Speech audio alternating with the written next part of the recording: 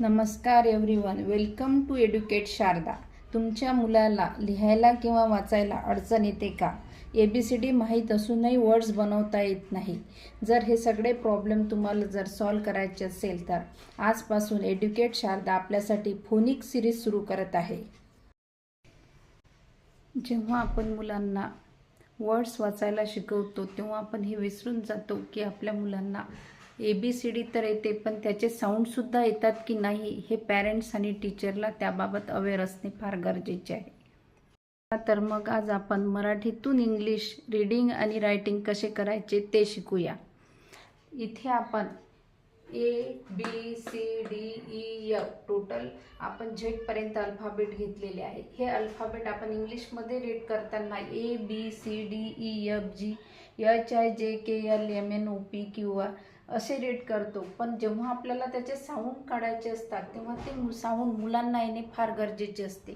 ते साऊंड आपण आता ए म्हणताना ए से या मुलांना हे साऊंड काढायला, बी से ब, सी से क किंवा स, डी से ड, ई से ए, एफ से फ, जी से ग, एस से ह, आय से ई, जे से ज, के से क, एल से ल, एम से म, एन से न, ओ से आ, पी से प, क्यू से क्व, आर से र, एस से स, टी से ट, यू से अ, व्ही से व, डब्ल्यू से व, एक्स से यक्स, वाय से य, झेड से झ.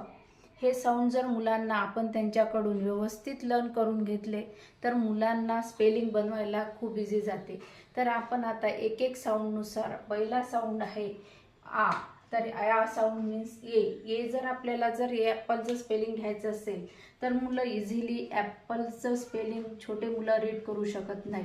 तर आता जर आपण त्यांना AP एला इथे आपण या म्हटलं, याला या, पीला आपण इथे प म्हणतो. जर पीला जर पी से प होते तर ॲप मुलांचे हे छोटे छोटे वर्ड ॲप मुलांचे हे छोटे छोटे वर्ड्स जर तुम्ही घेतले,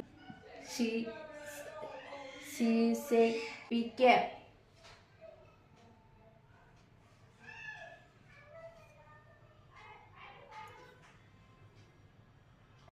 आता आपण इथे फर्स्ट साऊंड घेऊया या से आपण ॲपल, APPLE ॲपल, AP या, बी से प ॲपल, ANT ए से याला NN ट. हे जर छोटे छोटे स्पेलिंग आपण मुलांकडून रोज रीड करून घेतले तर मुलांची इंग्लिश 15 दिवसांमध्ये नक्कीच इम्प्रूव्हमेंट होईल. अशाच आमच्या नंतरच्या जे साऊंड येईल त्या साऊंडसोबत आमच्यासोबत तुम्ही जोडलेले राहा.